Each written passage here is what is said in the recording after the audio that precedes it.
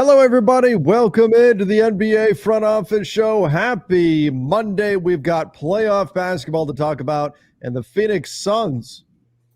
Yikes.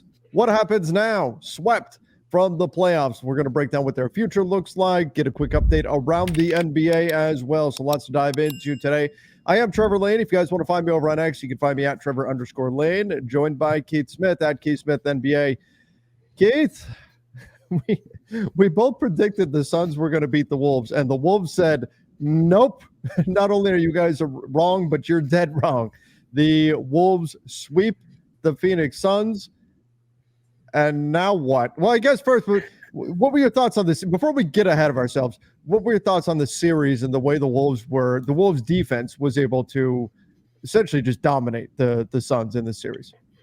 Yeah, I mean, pretty impressive what they did, especially when you consider the challenges they faced in the regular season against this Phoenix team. We talked about it. All of the matchups and math worked against Minnesota here, and it just didn't when it came around. They were able to reverse some stuff. They pretty much stayed to Ant on Booker and McDaniels on KD. Nickeil Alexander-Walker played a pretty big role in this series too. As a defender, he picked up basically Beal when he was out there with both Edwards and McDaniels, and then when he wasn't, he picked up whoever the other one wasn't guarding. I mean, they just did a wonderful job that way. And then Anthony Edwards completely reversed course from what was a miserable regular season against the Suns. He averaged like 14 points on like 30% shooting. He was amazing, absolutely unstoppable for most of this series. So there's no one thing I think you can point to as like that's what it was, but it was defense, Edwards, rebounding, physicality, like it all leaned Minnesota's way, and it all fell apart pretty spectacularly on Phoenix. Mike Conley was hitting big shots when they needed him to. He was that veteran steadying presence that the Wolves hoped that he would be in this one. Again, I was super impressed with McDaniels. He was great. I liked the way they were going offense, defense with Towns and Gobert down the stretch, particularly last night. And bizarre thing, I guess, before we get into the Suns' future and everything, Chris Finch, the Wolves coach, like as though we haven't had enough injuries so far in the playoffs. Chris Finch feared torn patellar tendon after Mike Conley ran into him. Now. Oh, it's confirmed now. Yeah. Last I saw was feared.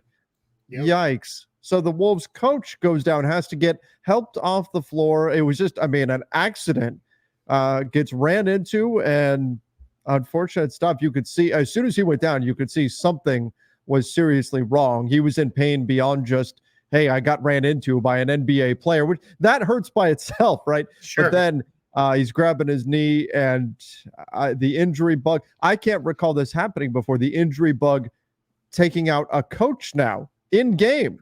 That was crazy. Yeah, it was a close enough game with about a minute and a half, 2 minutes to go that happened. I think right around that range. That it was like, is this going to mess things up for Minnesota? Like is this they're going to be able to do what they need to do? But they held off, and they kind of went from there. So hopefully, with Chris Finch, I'm guessing he'll be coaching from the seated position the rest of the way. I don't know. Maybe that's something they can throw a brace on, and he can hobble around and do his thing, as far as standing up.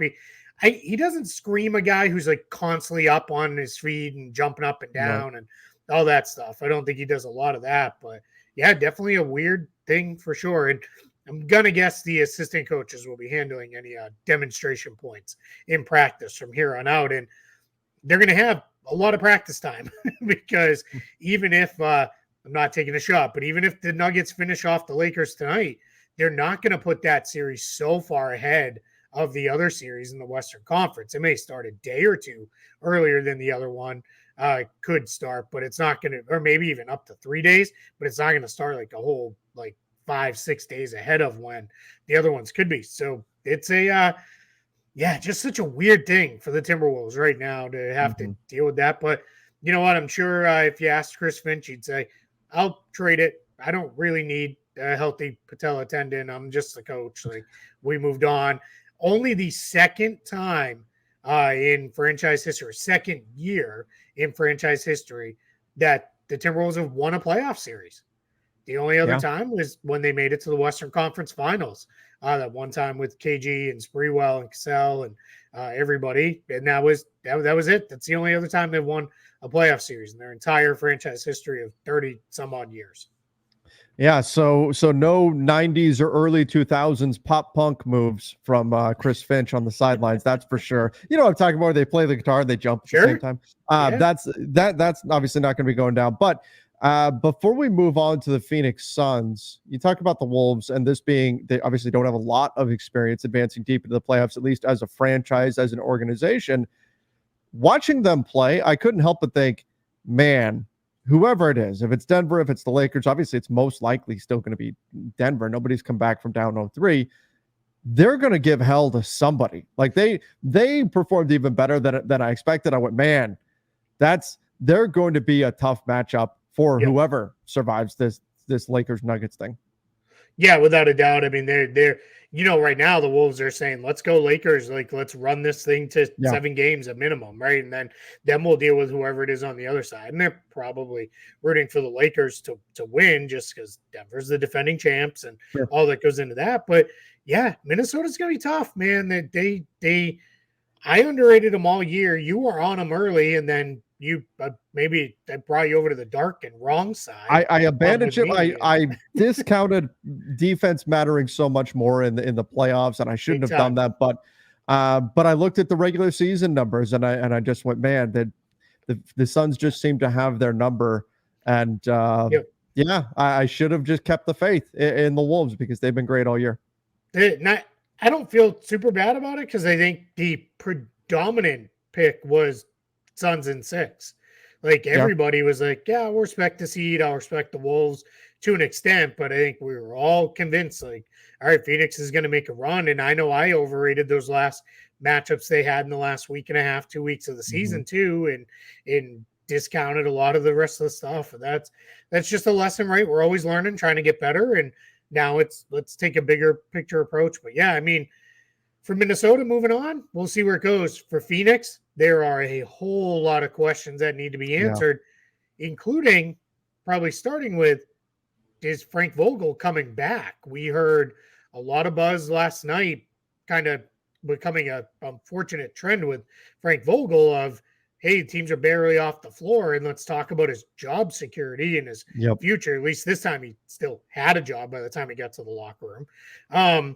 And this is a spot where I think this is somewhat the old can't fire all the players, so you fire the coach kind of thing. And we're going to get into why you can't fire all these players and how hard that's going to be and some of the stuff Phoenix is dealing with. But now I don't know what to make of. I don't know if you saw this. It came out right before we started recording. Matt Ishbia is going to speak alongside James Jones on Wednesday. Jones was going to talk today, but that has now been delayed to Wednesday. And that's a little, what's happening here with the coach and the GM speaking together instead of the GM on, what's basically exit interview, locker room cleanout day. Well, that's something to keep an eye on for sure. Yeah, so you got the owner of the team and the GM that are going to be speaking, and that they scheduled this and that they pushed back what was already planned, maybe because they want to have time to actually meet with Frank Vogel and tell him face-to-face what's going on. He said he still has full support from ownership. That's what Frank Vogel said, but we know the way this goes. As you mentioned, it's easier to change the coach than it is the players. And again, we'll get to the players in just a moment. But let me ask you this, Keith, because Suns fans are not very enamored with Frank Vogel. I think it's fair to say that in sports in general, when things don't go the way that you want them to go, the coach gets a lot of blame.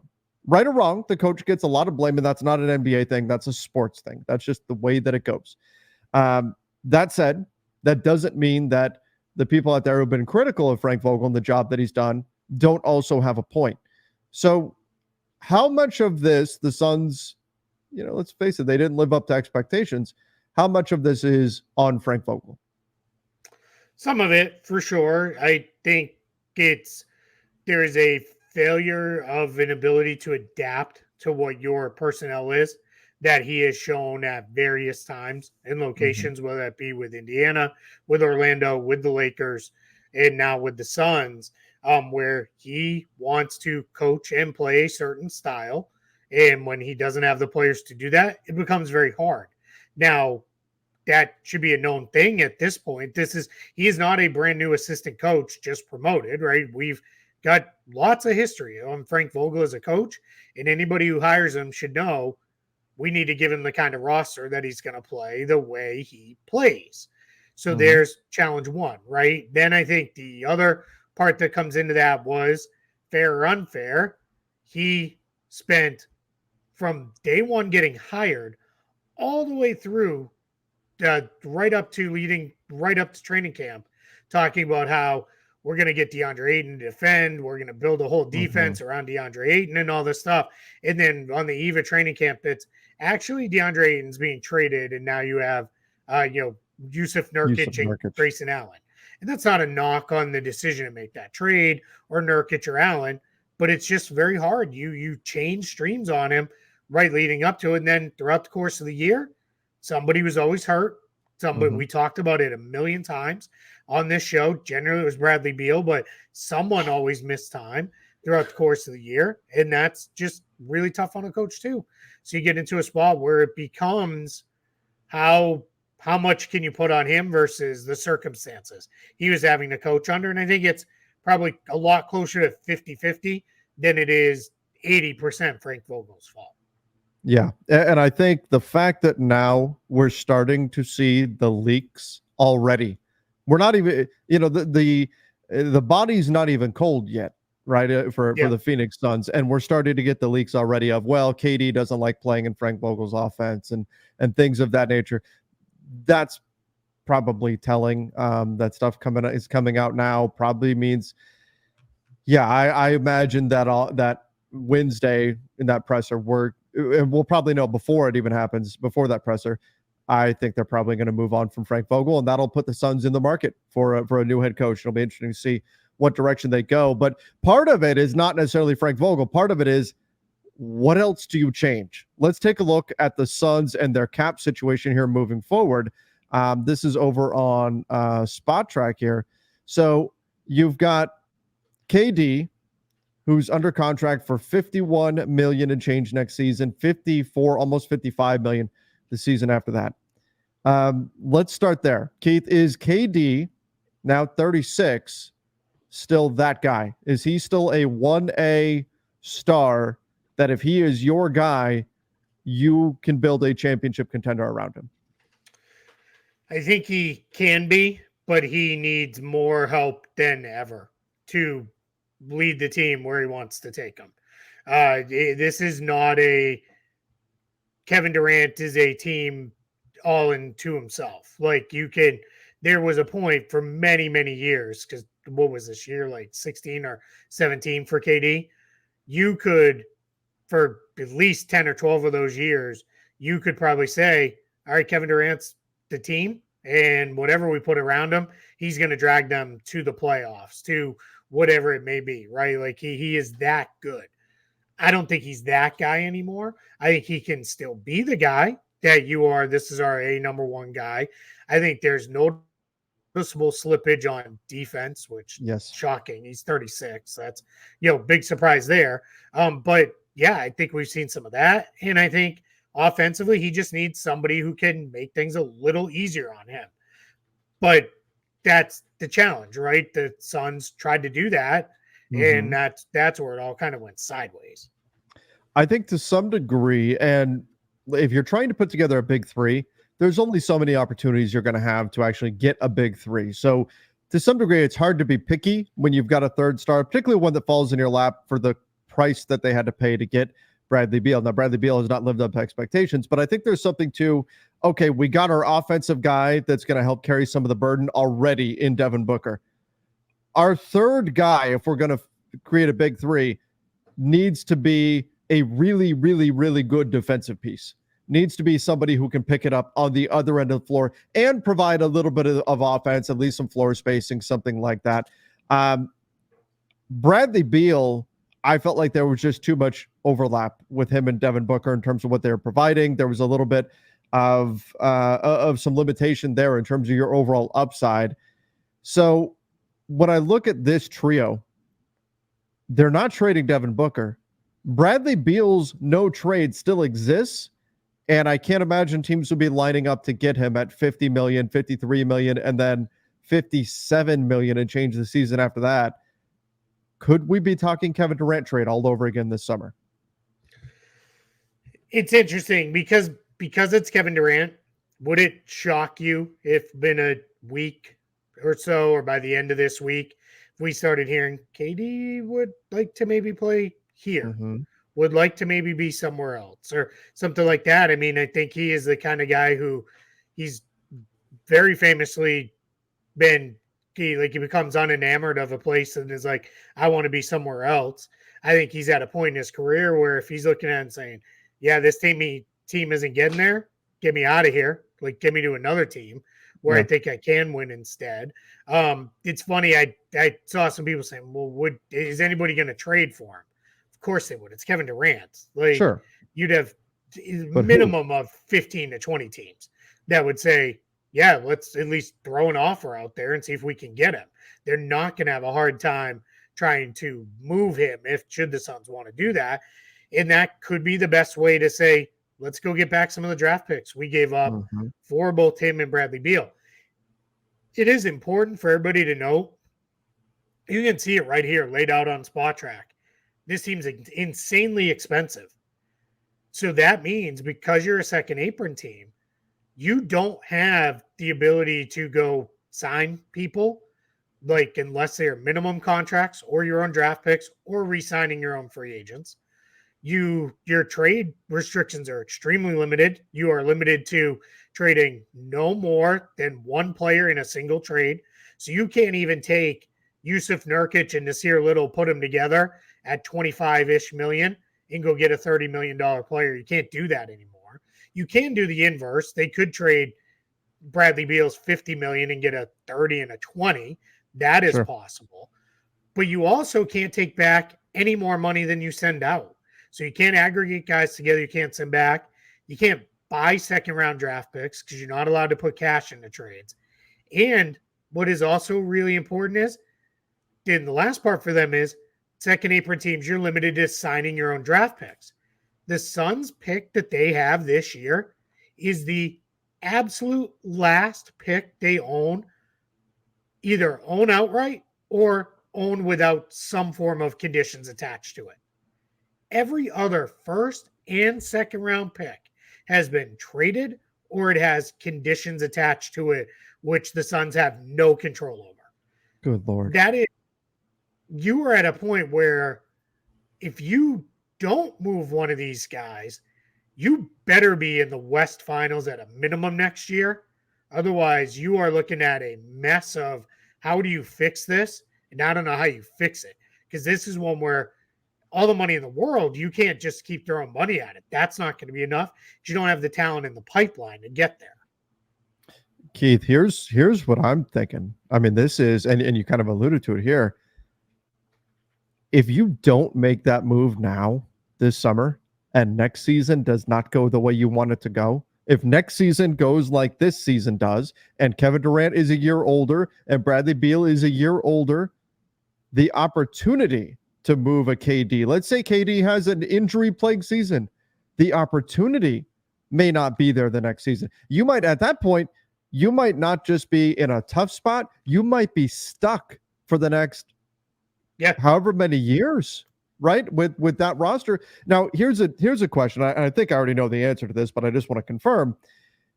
That would not apply in terms of the restrictions and things if you were offloading salary in the deal. So like if, let's say, after a trade, let's say you traded Kevin Durant and hypothetically 45 million of his 51 million was being absorbed into another team's cap space. You're not taking back all that money. Would they still be faced with the restriction of not being able to add another player into the deal, or because at the conclusion of the trade, they would no longer be a second apron team, they would be allowed to do it? Yeah, that's a great question. All trades when trade math and what the various restrictions they will trigger, they're all run as where the team will stand upon conclusion of the trade. So in this case, yeah, if they were making a trade where, let's just say they were putting Kevin Durant and Eric Gordon in a trade together, Yeah. they could do that. Now you could do that in a number of other ways too, where it's Kevin Durant and Eric Gordon in two separate trades or whatever. But if you were able to do that and take back so much less money that you dipped under the second apron, those restrictions would be removed because Right. you evaluate all trades after that. Something Okay. else I want to say about the Suns, and I'm glad you have this pulled up the way you have it pulled up. Under positions on Spot Track, we basically use the basketball reference positions, and it's a combination of what is their historical position with the position Mhm. right now. There's two things you don't really see there. One thing you don't see at all, a point guard. Mhm. There's not a single point guard on that list. There's not even the closest you get is Devin Booker masquerading as a point guard this year. The other thing you don't see, a power forward till you get to David Roddy, who's like 6'5". So he's not even a real like full-fledged power forward. So you have a whole bunch of wings playing around Yusuf Nurkic, which is generally okay because Kevin Durant's huge. So he's really at this point probably more of a 4 than he is a 3, especially defensively. But you're just in a position where you mentioned it before, there's too much overlap on the roster. The big one that jumps out is Beal and Booker, but then it's all throughout the roster. It Mhm. is overlap city on this roster. In the top 5 guys, those were their regular 5 starters for this team. So you started essentially 4 wings around Yusuf Nurkic. No wonder you weren't a lockdown defensive team. And offense was pretty good, but then when it went missing against a good defensive team, they didn't have enough to come back from. Last thing I'll say about this group, too, Kevin Durant played 75 games this year. Devin Booker played 68. That is, I am now going to use the kind of NBA's new world approach with the rules for the voting on everything. That's Yeah. essentially playing a full season, right? Like that's pretty close to have played a full season. Sure. Like I used to kind of be anything above 70 and above. I'll translate it down to 65 now. You played a full season without major injuries. And I know Booker missed some time. I know Durant missed some time, but they made it through a full season. You betting, especially with Durant, that that's going to happen again next year if you're Phoenix? I think we all know Bradley Beal's not making it through a full season. Are we going to bet on Kevin Durant playing another 70 plus games? If you are, I'd love to see the science behind that because I don't know that I trust that. So maybe for this team next year, the best case scenario would be Chris Paul gets waived by the Warriors. And yeah, I mean, he's probably, and I know that's it kind of funny because it'd be Chris Paul again, but I mean, I got to look at the point guard market, but who would be willing to take a minimum that could be a difference maker at the point guard position? It's probably him. And again, then you've got a super old roster. I don't know, Keith. I really think that the way this played out, this was a team that was put together for a 1, maybe 2-year window. We need to win it all right now. Let's go. And it obviously did not work out this year. I really think they have to consider some KD trades for this summer. So let's say, before we move on to the other playoff series, let's say it gets known, probably not publicly, but through back channels and everything, gets known that the Suns will listen. James Jones' phone rings. Who's on the other end? Oh man, I mean, a lot of teams, right? Like it Who should be? probably, Who should be? yeah. I mean, and I'm gonna take out like the Pistons and the Wizards and the because they should Yeah. be, but who knows, right? Like you can all like I can very easily say, well, they probably shouldn't be. So now you're looking at all right, he is KD is going to do his best to kill anything that doesn't send him to a team with a real chance to win, Mm-hmm. right? Because he doesn't have a no trade, unlike Bradley Beal. But the Knicks, I imagine, call, right? Sure. That's they've chased him in the past. They probably make a call. Do the Clippers ask about is there a way? Right? Is there a way you could you Mm-hmm. swap PG?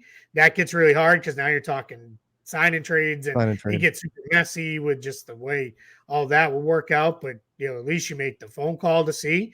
I What imagine about the Philly? Lakers and the Heat both call, right? Yeah, Philly for sure with their cap space. They would Yeah. say, "Hey, we can.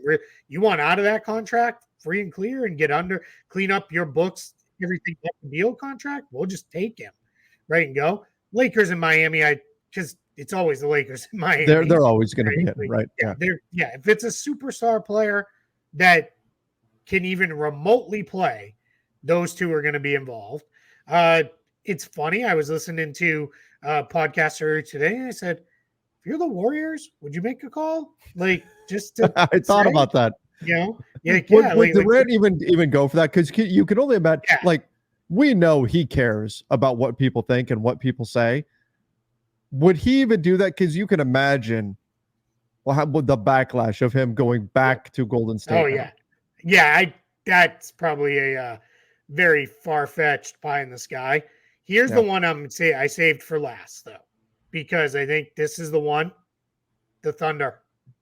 Why not? Oh, bring it back full circle. Spicy. Come home. All is forgiven. Man, he fits perfectly with what they need. There's enough talent to support him. They wouldn't even have to necessarily give up everything to get him, because this would be a situation where clearly he wants out. We know when a player wants out, sometimes the return package is not everything you think. But they could say to Phoenix, hey, we know you're out draft picks. Here's 10 of them. Here's 20. Here's a complete rebuild of your first and second rounds. Would they do that? And we'll throw you, I don't know, these 2 or 3 young players to go. I'm 100% in. To me, that would turn it back to he himself too. Think of the goodwill he could win back from a lot of general people of, man, dude went back. Like, he went back to try to help this team, kind of climb that mountain and get to where they've never been. Like, that's my favorite option of them all, if somebody's really going to do it. I'm looking here. They've got cap space this next year too. Yep, should have about 30 million. They've got, I mean, so then it makes salary matching that much easier, because you don't have to stack up. Because my initial thought was, man, that's a lot of salaries for them to stack up. No, they don't really have to. They could use that cap space and make that work, and off they go. And like you said, they've got a bunch of, they've got picks ranging from like fake first round picks you could throw in to some pretty good ones to, they've got all their own. Yeah. They've got a lot of options. I'm not exaggerating. I think they still have like 20 second round picks too. And how I start that conversation is, hey, one, because we have cap space and draft picks, there's the bulk of you're getting off the contract more or less free and clear. You got to take a little bit of money back, but not as much as maybe you would have had to otherwise. So we're getting out of it that way. We're giving you all the draft picks, and you can't have SGA, you can't have Jalen Williams, the wing, and you can't have Chet. Let us know what 2 guys you want. And then there may need to be hey, player X needs to be in the trade just to make the math work, but that's fine. That's the thing. And honestly, Phoenix is probably not at a point to sneer at that, because even after this, it's like, we need to rebuild some depth. I don't think it's going to happen. I think he's probably going to be back with the Suns. I think they're going to try to retool as best they can around what they've got here and try to figure it out. But man, if that was the way it went, let's go. And it's funny. I've seen a lot of Thunder fans saying, it's been long enough. We're ready to forgive. Let's go. And I think that's right? Like, that's like, it's been a decade almost now. Let's just move on. Like, I guess 7 years or whatever it's been. But that's my favorite one. Call up Skylar Gray. Let's make it happen. I'm coming home. Let me tell you my other one that I like, just because I like the absurdity of it. I want the Rockets to trade for him, sending all the Nets picks to the Suns. So then the Suns own all of the Nets picks, and the Nets own all of the Suns picks. Just because I think that's funny. I just think that's great. That would be a good time. And honestly, the Rockets, not a bad spot, right? Like, there's a team that could use them and maybe really push up there. So, and I know you're just thinking, like, get them the hell out of the Western Conference. That's what I want. Like Oh, for send him sure. to Of Atlanta, or course. send him home to Washington. Like Yeah. go there. Like Why let's not? go. So yeah. Um, no, I'm thinking, for one thing, I think, gosh, those future Suns picks, are those now some of the most valuable picks in the NBA given the way the season has gone? Yeah, Yeah. I think so. I think Yep. probably. And I Yep. also think when you mentioned the OKC thing, it makes some sense. I think that the challenge is Matt Ishbia. Is he, a little over a year into him taking over the team? Does he want to admit he was wrong that quickly? Probably Right. not. And that's where I ultimately land. Like with you, where I think they probably bring this team back. They probably make some tweaks. They probably change the coach, and that's what they ultimately see, because that would be a really quick admission of, we made a mistake and we're gonna now try to undo it. Even though I think there's a lot of danger in not fixing it right now and not parting ways with some of these guys, and that you're going to be stuck if you get to next summer and you're still in this position.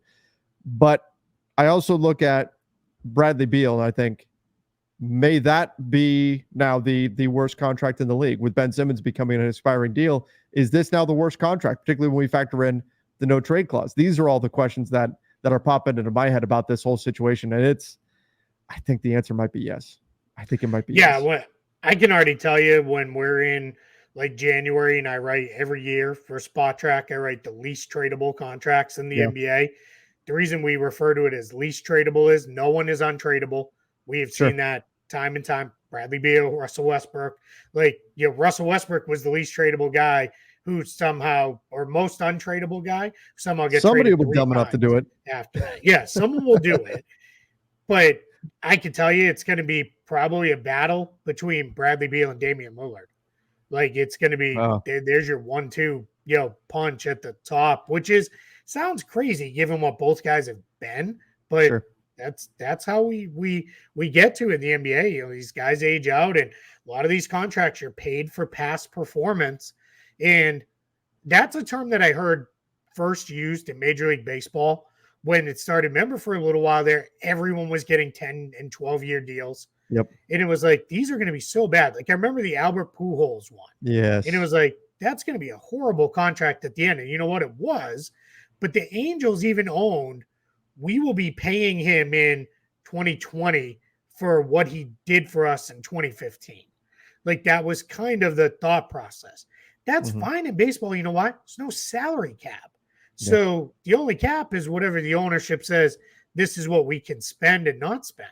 In basketball, you teams do that knowing that's maybe the only way to get a guy, but then you're stuck. But they always find a way. Life finds a way, as we learned from Jurassic Park. That's right. You can always move a player if you need to, and all that. Here's the other funny thing. This came up last night. I don't know if you saw this, because this was at like 1:30 in the morning. People were like, I tweeted out a thing about this, how much the Suns owe. I know you saw that one because I saw you reply to it. But I also tweeted out, somebody said, could they waive and stretch Bradley Beal? Like, is that a possibility? Bradley Beal on a waive and stretch makes too much money. He would make $23 million, where the salary cap currently projects. That's over 16% of the cap. If they did that, you're not allowed to have any single stretched cap hit be for more than 15% of the salary cap. So they wouldn't even be allowed to waive and stretch him. That's how much money he makes. Yeah. Yeah. So good luck with all that. Like, yeah. If they don't make a big move this summer, trading away one of Durant, or if somebody wants Beal and Beal wants to go there, or Booker, they're stuck. I mean, that's 7 players under contract, right? Yeah. And they're already in the second tier. Yeah. Yeah. 7 players under contract, 191 total million for those seven guys. That's a half a roster, and you're already up and over the second apron. Never mind being over the luxury. That's not with that's with assuming player X resigns for whatever. That is with these 7 contracts. It's the on the screen right now. It is the 6 that are like in white, and then Devin Booker's purple, which that is the projected extension, but that is a fully guaranteed deal. And then if Gordon, Okogie, Lee, a couple other guys pick up their player options, you're up over $200 million in total money on your books just for regular salary. Like, unbelievable. Yeah. Yeah. There's no easy way out of this. Like, you're pretty well stuck. And with Beal, you might find the perfect trade to send Bradley Beal to Orlando. And if Bradley Beal's like, yeah, I don't want to live there, just says no. And Yeah. then nothing you can do about it. And he can, this is not like he can block a trade once. He can block a trade all the way through 26, 27 if he wants to. Okay, so that was another thing. So even if he gets traded, let's say he says, yes, I'll go to, I don't know, Atlanta, whatever. It doesn't matter. That no trade follows him there too. So that team trading for him has to factor that in too. Like, hey, if this doesn't work, then we become stuck with him and we can't trade him because of the no trade clause. Yeah. Bradley Beal very wisely, when Washington's the one who gave him the no trade clause, when he got traded to Phoenix, he did not get rid of it. He did not block the trade, but that doesn't mean he waived his no trade clause. He just didn't exercise it. He just didn't say, I'm blocking that trade. That's still intact, and he can do whatever he wants to do, which is great on him and his agent for getting that, sure. Honestly, like, that's wonderful work by them. But yeah, it's yeah. Okay. Well, that Suns draft pick this year is going to have to really hit. I think if they're going to make their way through. Draft. 22nd pick. By the way, we've got over the basketball bulletin, we have our first full mock draft. Bryce put this together. If you guys haven't checked out the basketball bulletin yet, click the link in the description down below. We've got a full mock draft on here. I don't recall off the top of my head who the Suns wound up with. Let me scroll here and see. At 22, I don't remember either. It's going to be embarrassing if either one of us. Ryan Dunn. That's a good pick for them. Yeah. So there you go. There you go. That's who they wound up with. But again, you can go check out the full mock draft over at the basketball bulletin. Put the link in the description down below. Great way to check out some written work from Keith, from myself, from Bryce Simon, all kinds of stuff going up there. All right, Keith. We spent like half an hour on the Suns post-mortem here, as well as the Wolves. Yeah, there's so much, and that's going to be a talking point. My only request is if they do trade Kevin Durant, can we not do it at 2:30 in the morning this time? Please. That would be fantastic. But or if you're going to do it at 2:30 in the morning, can we do it when it's like July 1st and we're already up recording the late night show? Then I'm okay with it. That would, quite frankly, probably be the jolt of energy we need to get through those shows. For anybody wondering, if you're new here, Trevor and I go live each night on free agency whenever things seem like they've slowed down for the night. Yeah. We turn on the mics, we break down everything that happened that day and get into all of them. We do it live each night. And a shocking, surprising amount of you fanatical weirdos are up with us at that time of the night. We love it. Even at 2:30, 3 o'clock Eastern, you're up fun. And Jones and to talk some hoops, and we have a lot of fun. It's if you ever wanted to see us super punchy, that's the time, because we're usually, if you think we're weird now, we're usually way weirder at 2:30, 3 in the morning Eastern. That's the time of year when we're jumping with every notification. Every time your phone goes off, you're like, what happened? You're waiting for that next thing. It's like when you're waiting for your wife to go into labor. That's what free agency is like. Essentially, you're constantly waiting for that message to come across. Sources say Team X is signing this player, and it completely changes the landscape of the league. And then it's, oh my gosh, let's go. Yeah, it's a good time. All right, let's do a quick playoff rundown and update of where everything is at. So 2 game 4s are still coming. That is Boston and Miami tonight, and the Thunder and Pelicans. Pelicans clinging to life. They could be done by the time some people maybe even listen to them watch this in the morning. And then the Celtics could go up 3-1 on the Heat and go back to Boston with a chance to close it. Then the other game tonight is game 5. Your Lakers staved off elimination over the weekend with a pretty good game, monster game from AD. He was incredible. And what we're all watching for there, Jamal Murray. How's Jamal Murray doing? Like, is he calf strain going to be all right? What's that look like? Yeah, he's got a calf injury. Right when it happened to you, saw him go. It didn't look like one of the ones where it's like, oh no, is that his Achilles? Like, it was much higher. He was grabbing for his calf for sure, but you felt like he did, at least in my opinion, he wasn't moving right the rest of the game. Like just Right. couldn't get the burst off the screens, couldn't keep up defensively. So we'll see what happens there in that one. Then we move to Tuesday. We're getting into chance at some closeout games there between the Knicks could close it out at home against Sixers, Pacers, and the Bucks. Damian Lillard hurt over the weekend. We don't know if Giannis is going to be back. It sounds like Giannis is maybe closer than Dame now, but Pacers are up 3-1. So Pacers and Knicks could close it out. Talk about that's a fun throwback series, right? Pacers Right. and Knicks, like all different people. But you're going to get, man, we're going to get a lot of Reggie Miller airtime against John Starks and all the battles from back then. That one's going on, and then we got Magic Cavaliers, which just turned into. It's weird to call it more competitive series because it's been 4 blowouts. Just each team's won 2. So we'll see if the Cavs can do it again on their home floor. If Orlando found something that worked, I kind of think Orlando might have found something that worked by getting super duper physical with Cleveland, like the Knicks did to them last year in the playoffs. So we'll see. Yeah, that'll be an interesting one to watch. Let me just express my love for the Knicks. I love this team. This team is so as a complete neutral. The Knicks, I don't have a rooting interest in those games. I love watching that team. They are so much fun. They are so physical. They're so aggressive.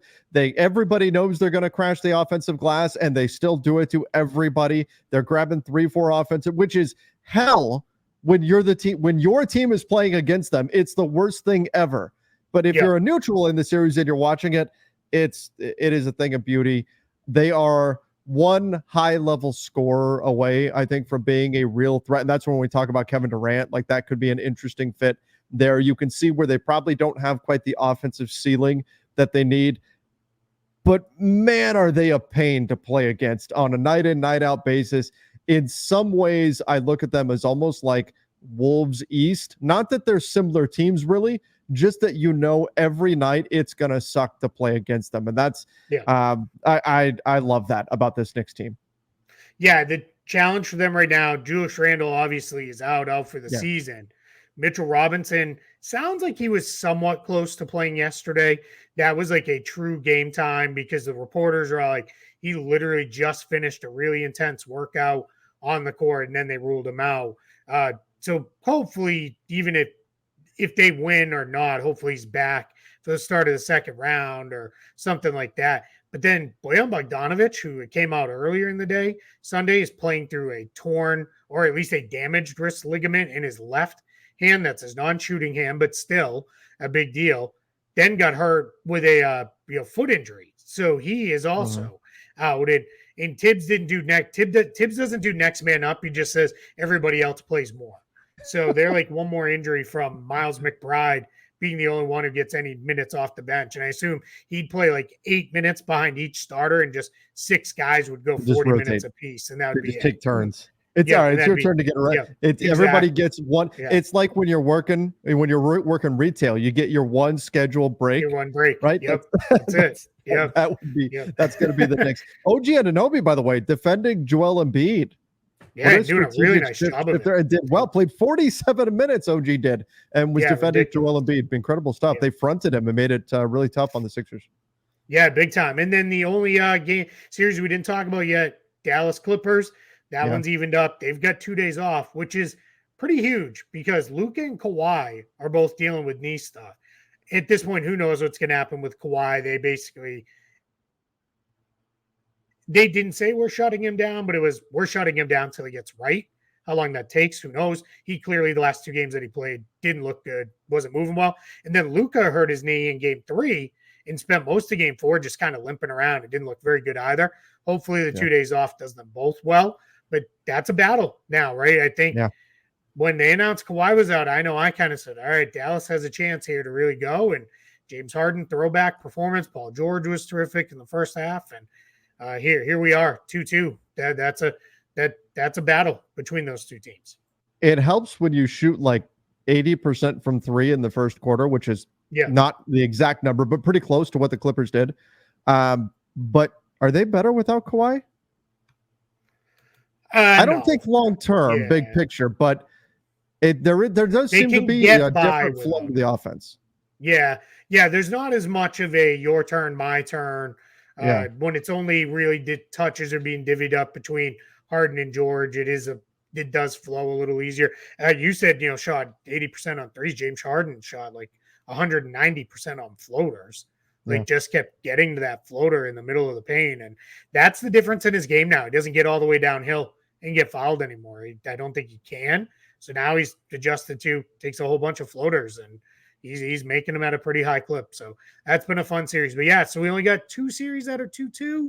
Mm-hmm. We kind of rooting for a couple teams to pull some wins out here. I know you're a little invested here, and I'm going to give you my phrase from last year. You ready? Mm-hmm. Can't make history if there's not history to be made. There you go. There it is. I like it. I like it. Somebody's going to do it at some point. Somebody's going to come back from down 0-3. It'll happen. It'll happen. I don't know if it's going to happen now, but someday it'll happen. We'll see. We'll see. All right, Keith, I know we got to run here, but I do appreciate everybody for joining the show. Make sure you do hit that subscribe button. Again, the off season is coming. We're going to have all kinds of great stuff coming up for that. Plenty to break down in terms of trades, free agency, the draft, of course. Check out the basketball bulletin as well over on Substack. Put the link in the description down below, basketballbulletin.substack.com. Appreciate everybody for joining us. Till next time, see ya and stay safe.